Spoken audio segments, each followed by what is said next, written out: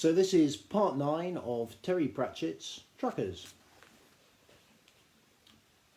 From the Book of Gnome, Goods Inwards, verses 1 to 4. Woe unto you, ironmongery and haberdashery! Woe unto you, millionairy and delicatessen! Woe unto you, young fashionays, and unto you, you bandits of corsetry, and even unto you, stationary. For the store is but a place inside the outside.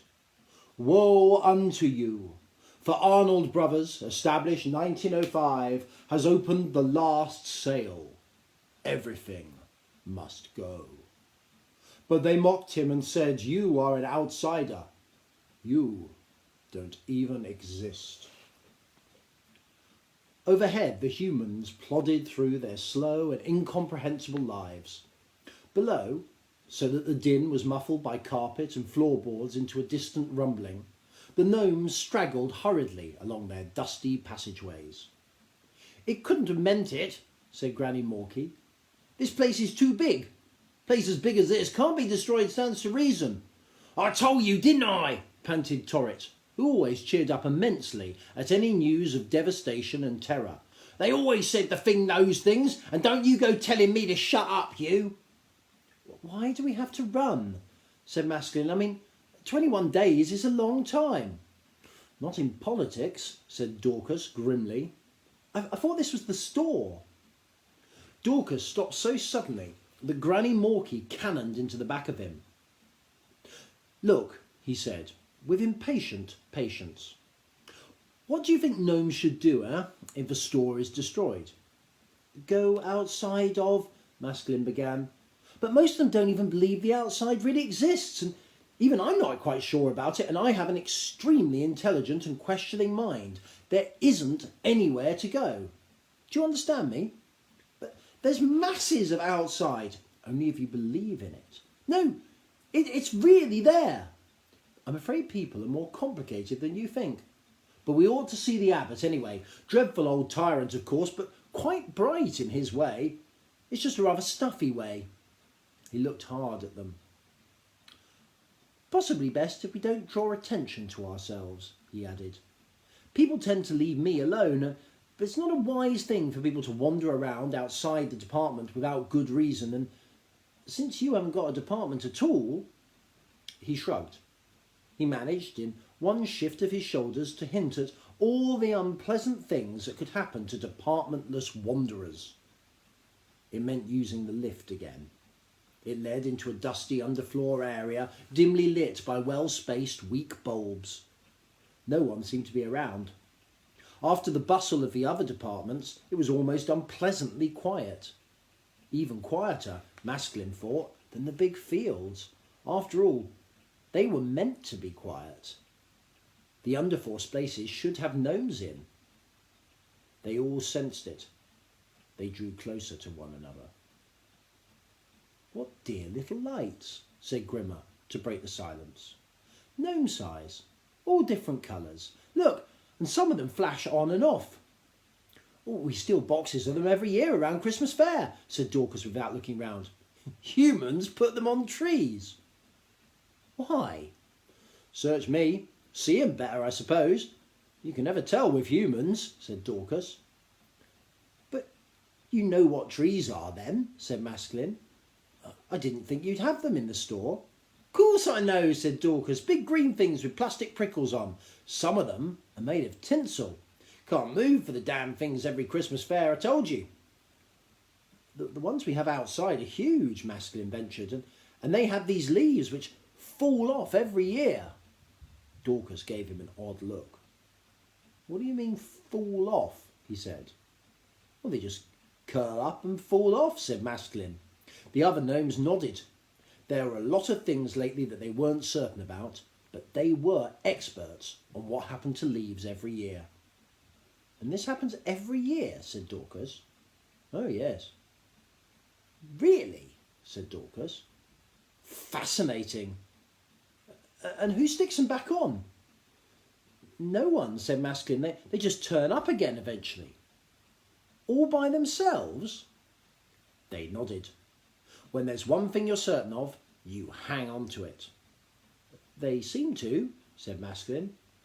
We've never really found out why, it just happens. The store gnome scratched his head. Well, I don't know, he said uncertainly. Sounds like very sloppy management to me. Are you sure? There were suddenly figures surrounding them. 1 minute dust heaps, the next minute people. The one right in front of the party had a beard, a patch over one eye, and a knife clutched in his teeth. It somehow made his grin so much worse. Oh dear, said Dorcas. Who are they? Hissed Masculine. Bandits. That's always a problem in corsetry, said Dorcas, raising his hands. What's bandits? Said Masculine blankly. What's corsetry? Said Grimmer.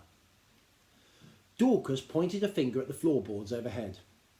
It's up there, a department, only no one's really interested in it because there's nothing in it of any use. It's mainly pink, he added. Sometimes the elastic. Or is it ours or a life? Said the Hand Bandit impatiently. Pardon, said Grimmer. I heard, or possessions or your life. I think it's the knife, said Masculine. I think we'd understand you better if you took the knife out. The bandit glared at them with his one good eye, but took the knife blade out of his mouth. I said your possessions or your life, he repeated. Masculine gave Dorcas a questioning look. The old gnome waved his hands. He wants you to give him everything you have, he said. He won't kill you, of course, but they can be rather unpleasant. The outside gnomes went into a huddle. This was something beyond their experience. The idea of stealing something was a totally new one to them. Back home, there had never really been anything to steal from. If it came to that, there have never really been anything to steal either. Don't they understand plain gnome? Said the bandit. Dorcas gave him a sheepish grin. You'll have to excuse them, he said. They're new here. Masculine turned round. We've decided, he said, if it's the same to you, that we'll keep what we have. Sorry. He gave Dorcas and the bandit a bright smile. The bandit returned it. At least, he opened his mouth and showed a lot of teeth. Said Dorcas, you can't say that, you know. You can't say you don't want to be robbed. He saw Masculine's look of complete bewilderment. Robbed, he repeated. It means have your things taken away from you. You can't just say you don't want it to happen. Why not? Said Grimmer. Because... The old gnome hesitated. I don't know, really. Tradition, I suppose. The bandit chief tossed his knife from one hand to the other. Tell you what I'll do, he said.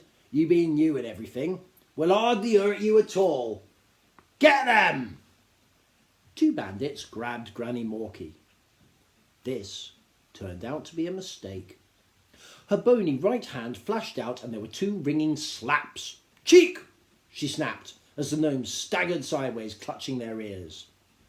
A bandit who tried to get hold of old Torrit got a pointed elbow in his stomach. One waved a knife at Grimmer, who caught his wrist. The knife dropped from his hand and he sank to his knees, making pathetic bubbling noises. Masculine leaned down, grabbed a handful of the chief's shirt in one hand and lifted him up to eye level. I'm not sure we fully understand this custom, he said, but gnomes shouldn't hurt other gnomes, don't you think? Arr, said the chief, nervously. So I think perhaps it would be a good idea if you go away. Don't you? He let go. The bandit scrabbled on the floor for his knife, gave Masculine another anxious grin, and ran for it. The rest of the band hurried after him, or at least limped fast. Masculine turned to Dorcas, who was shaking with laughter. Well, he said, what was that all about? Dorcas leaned against the wall for support. You really don't know, do you? He said. No, said Masculine patiently. That's why I asked, you see. The corsetry are bandits. They take things that don't belong to them. They hide out in corsetry because it's more trouble than it's worth to anyone to drag them out, said Dorcas. Usually they just try to frighten people. They're really just a bit of a nuisance. So why did that one have a knife in his mouth, said Grimmer. It's supposed to make him look tough and devil-may-care, I think. I think it makes him look rather silly, said Grimmer flatly. He'll feel the back of my hand if he comes back here, said Granny Morky. I don't think they'll be back.